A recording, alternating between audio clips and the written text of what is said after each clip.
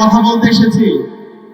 গত ফেসিবাদে আমলে যিনি সবচেয়ে বেশি জুলুমের শিকার হয়েছে, যখন বাংলাদেশে শাহবাগ কায়েম করার মাধ্যমে দেশের আলেম ওলামাদেরকে হত্যাযোগ্য করে রাখা হয়েছিল, সেই সময় আল্লামা মামুনুল হক বাংলার জমিনে আধিপত্যবাদের বিরুদ্ধে, আগ্রাসনের বিরুদ্ধে সাপ্লাই তিনি যে গণজাগরণের ডাক দিয়েছিল, সেই গণজাগরণের ভিত্তি করে আজকে আমাদের আজাদী এসেছে। আমরা আমার এই মজলুম ভাইকে আগামী 12 ফেব্রুয়ারি ব্যালট বিপ্লবের মাধ্যমে কি বিজয় করতে পারবো ইনশাআল্লাহ। ইনশাআল্লাহ ইতিমধ্যে বাংলাদেশের তরুণ ইনসাফের পক্ষে অবস্থান নিয়েছে।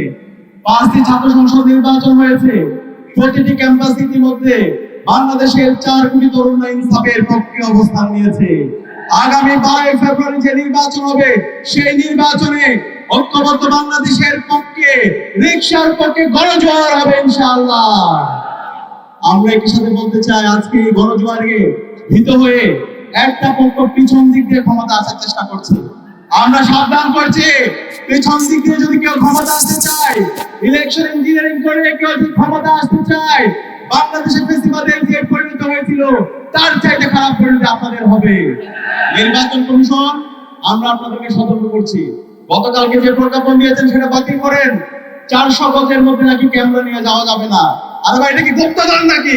দ্রুত সময়ের মধ্যে এই অগণতান্ত্রিক এবং স্বৈরতান্ত্রিক সিদ্ধান্ত বাতিল করতে হবে। আমরা সবাই নির্বাচন নিয়ে আমরা সেন্টারে যাব, ছবি তুলবো, ঈদের মতো আনন্দ করবো। আমরা কি পারবো? আমরা যারা 4 কোটি তরুণরা আছি, প্রত্যেক তরুণকে ওয়াচডগের ভূমিকা পালন করতে হবে। কেউ যদি এই কেন্দ্র দখল করার চেষ্টা করে, কেউ যদি এই ভোট কেন্দ্র দখলের চেষ্টা করে, কেউ যদি কারচুপি করার চেষ্টা করে, বাংলাদেশ আবার জুলাই নেমে আসবে। সুতরাং তরুণদেরকে বলবো, আমরা ঐক্যবদ্ধ আছি। জুলাই প্রজন্মকে বলবো, আবার ঐক্যবদ্ধ হতে হবে, প্রতিটি কেন্দ্র পাহারা দিতে হবে। আমরা কি পারবো ইনশাআল্লাহ? ইনশাআল্লাহ। সর্বশেষ বলবো, আমাদের আল্লামা মামুনুল হককে ব্যাপক ব্যবধানে বিজয় করতে হবে। আমরা কি পারবো? আমাদের সবার কোনো মার্কা আছে? জুলাই প্রজন্মের কোনো মার্কা আছে? আল্লামা মামুনুল হকের কোনো মার্কা আছে?